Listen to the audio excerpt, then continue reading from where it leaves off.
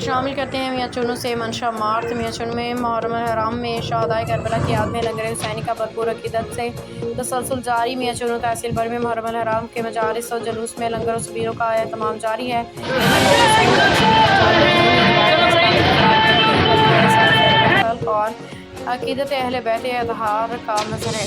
हर आने वाले को नहायत बाइज़्ज़त तरीके से बिठा के लंगर पेश किया जाता है। गोया सिर्फ एक खाने का नहीं बल्कि मोहब्बत का दस्तरखान। लंगर हुसैनी का ये अमल ना सिर्फ शहदाए करबला की कुर्बानी की याद दिलाता है बल्कि मुआशरे में इत्तेहाद, उख़्वत, इंसानियत के पैगाम को भी फ़रोग़ देता है।